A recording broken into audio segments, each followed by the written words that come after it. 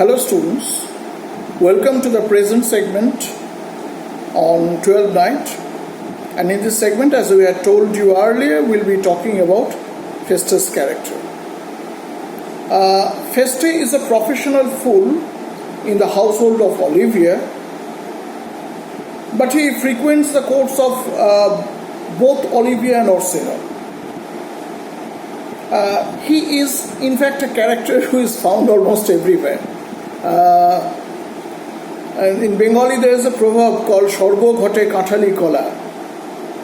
A kind of banana can be used in all kinds of religious occasions.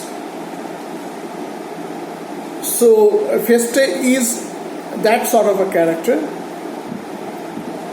He encounters both Viola and Sebastian, two very important characters in the play. He challenges Malvolio. He takes part in the revelry of Sir Toby, Sir Andrew and Maria.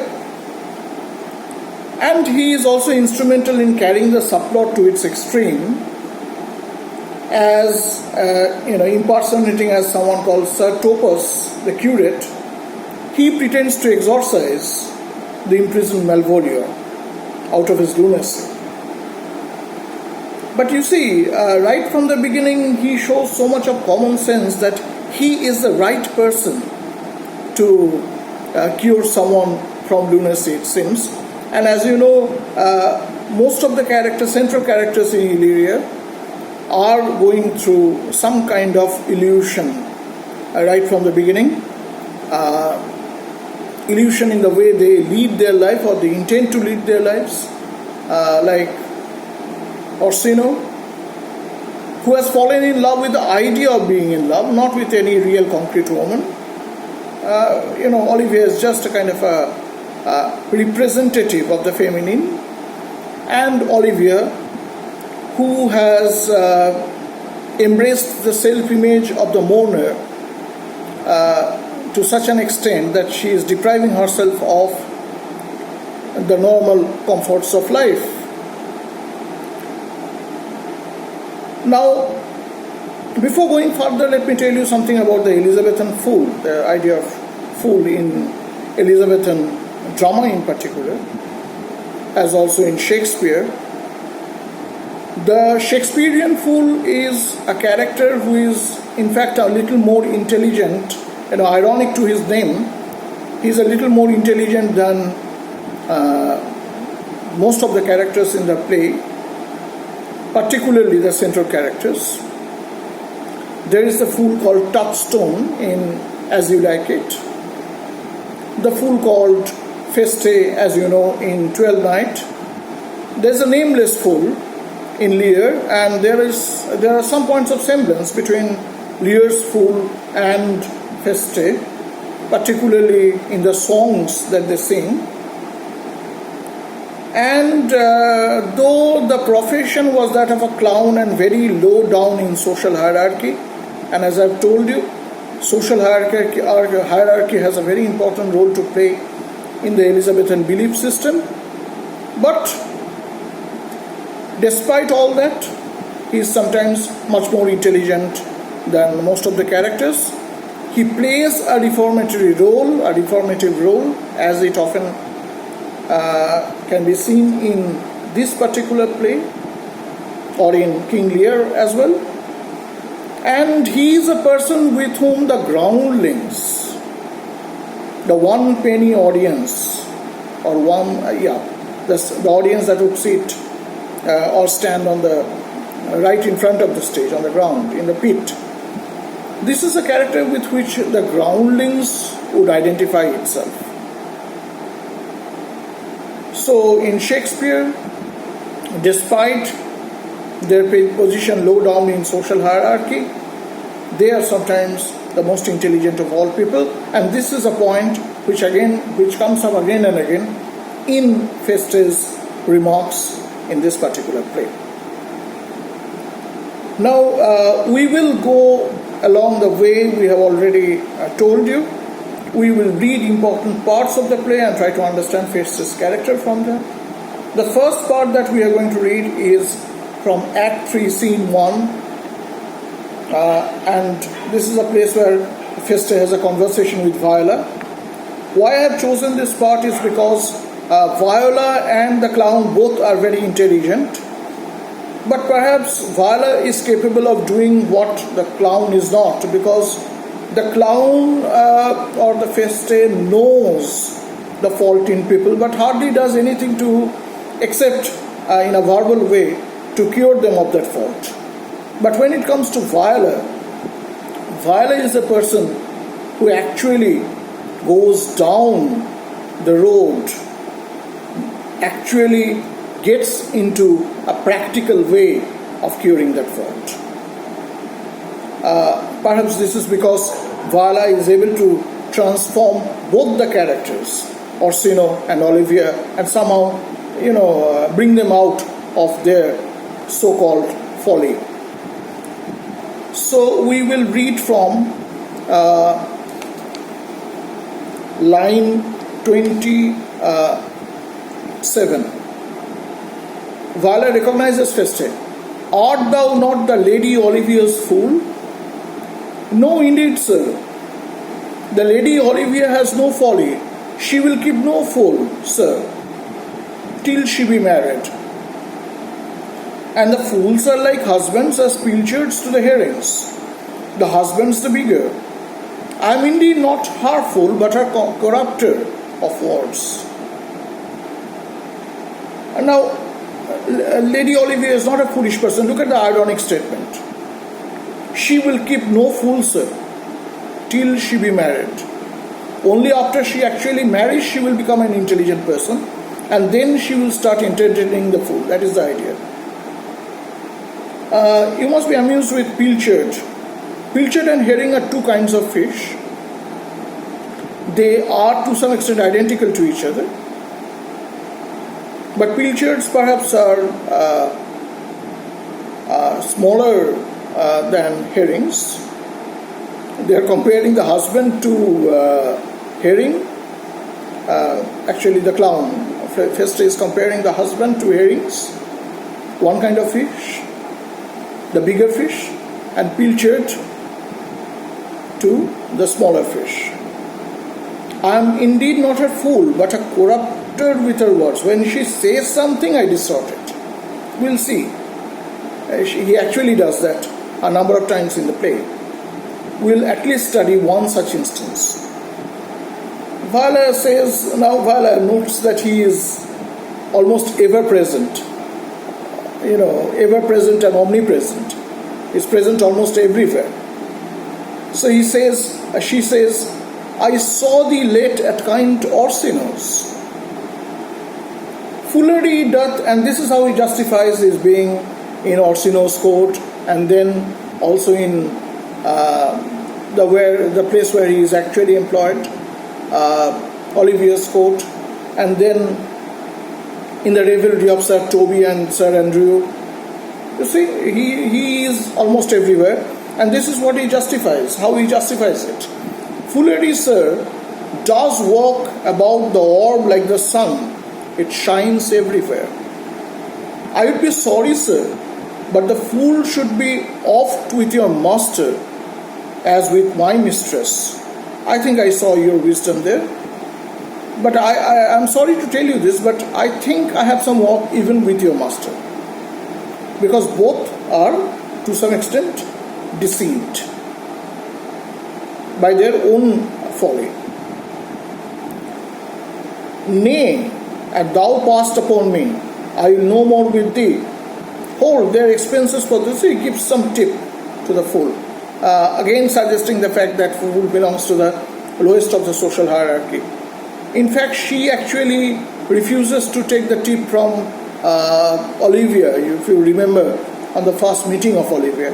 But she is offering the tip to it, the tip to the clown, to the fool. The clown says, now Jove, in his next commodity of hair, send thee a beard.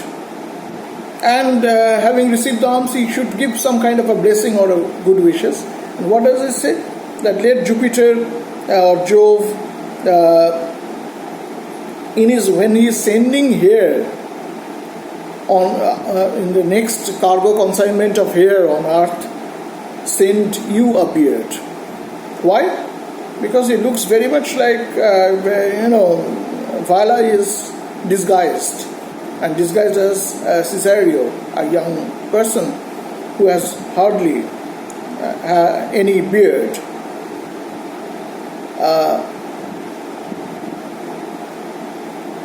So, is it an indication, I'll ask you, that perhaps the clown has come to know or has come to surmise that Viola is in disguise? We don't know. Viola knows how to return these jokes, and she answers, by my troth, I'll tell thee, I'm almost sick for one. In fact, just as it happens for every adolescent who has not grown a beard, I just want a beard. Okay? And aside, she says, though I would not have it grown on my chin, though I don't, actually as a woman, I would not like it. Okay, so this passage tells us that the wit and the wit that exudes in the conversation between Feste and Viola shows that, in fact, they are to some extent equals in their wit and in their intelligence. And it also shows Feste's justification of why he actually wanders everywhere, and why he is often found in Orsino's court as well. We will come to our next next place from the text, which is the same act and the scene, 61 to 69, a little later, or maybe we'll start from line 55. This is also Act 3, Scene 1. And here Viola is commenting on the fool.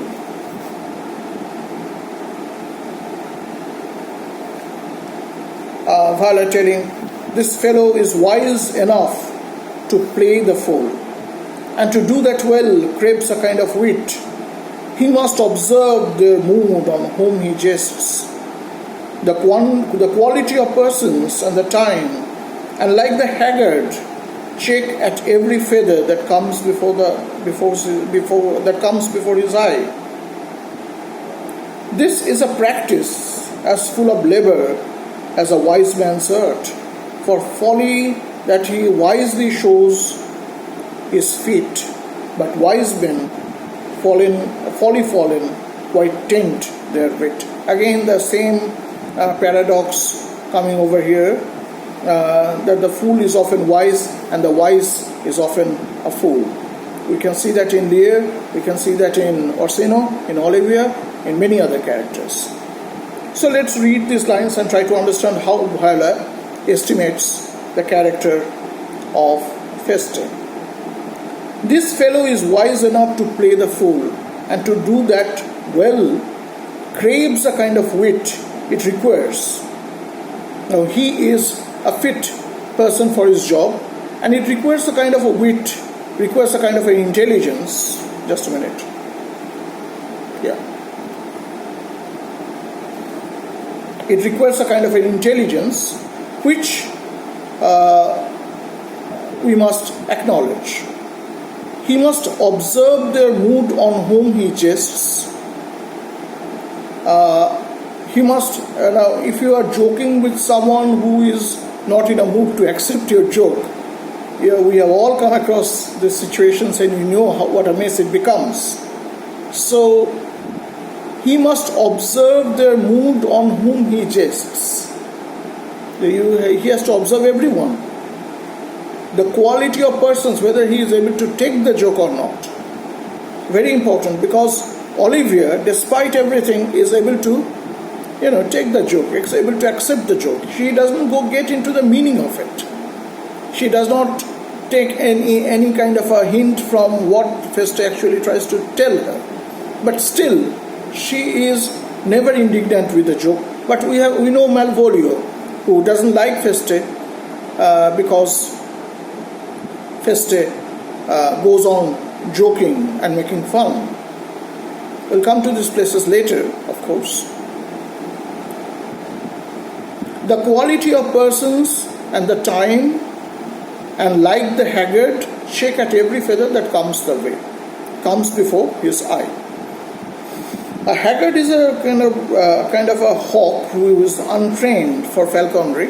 Falconry was a very common sport in Shakespeare's England, and so we have multiple references to falconry in the plays as well as in the sonnets. And like the haggard, shake at every feather. Now, an untrained hawk would be going for everything that's moving before it. A trained hawk knows the victim. That's the idea. So one who is not well trained in the art of being a fool will just joke at anyone and cause social ridicule and cause embarrassment. But like a person like him has to check on everyone and then select the ones he is supposed to ridicule. This is a practice as full of labor as a wise man's art. So you see Shakespeare's appreciation of the clown. The clowns were widely accepted in Shakespeare's days, and when this was being written, Queen Elizabeth was still alive, and Elizabeth was very fond of clowns. And I don't remember the name of the clown, but there was one clown, we were told, who was brought before Elizabeth, and he was such a deft person in causing humorous scenes that once he had to be taken away from the court because simply Elizabeth couldn't stop laughing. This is a practice as full of labor as a wise man's art. For folly that he wisely shows is fit, but wise men folly fallen quite taint therewith. The folly that he does is wise and shows that he is fit for it. But sometimes wise men who behave like a fool quite taint therewith, bring disreputation to themselves. That is the idea. So that is Violar's appreciation of the fool, Feste over here. With this, we are going to stop this segment. In the next segment, we'll carry on with the character of Feste, which will be followed by an analysis of Feste's songs. Thank you.